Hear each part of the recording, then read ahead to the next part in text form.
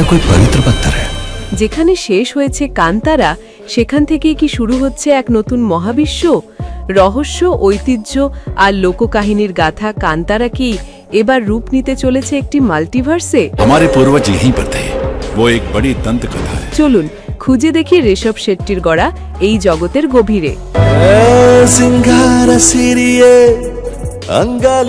2022 সালে মুক্তি পাওয়া কান্তারা যেন এক ঝড় তুলেছিল গোটা ভারতীয় সিনেমা জগতে।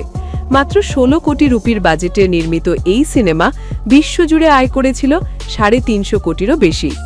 বলিউড বা দক্ষিণী ইন্ডাস্ট্রির চেনা পথে না হেঁটে এই সিনেমা নিজের ভাষা, সংস্কৃতি ও লোকগাথার উপর ভর করে তৈরি করেছিল এক অসাধারণ অভিজ্ঞতা।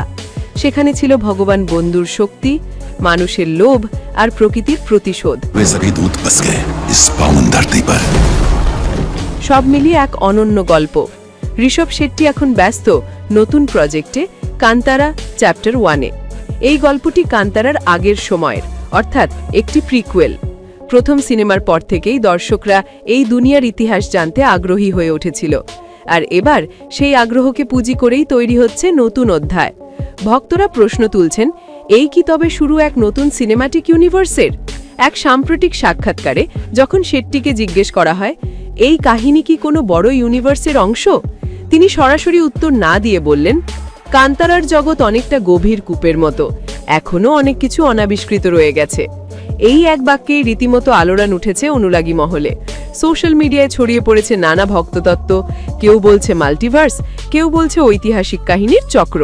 তবে শুধু বড় ভাবনা থাকলেই তো হয় না, একটি মাল্টিভার্স গড়ে তুলতে লাগে ধারাবাহিকতা, দৃঢ় গল্প বলার ক্ষমতা এবং সবচেয়ে বড় কথা ভক্তদের ভালোবাসা।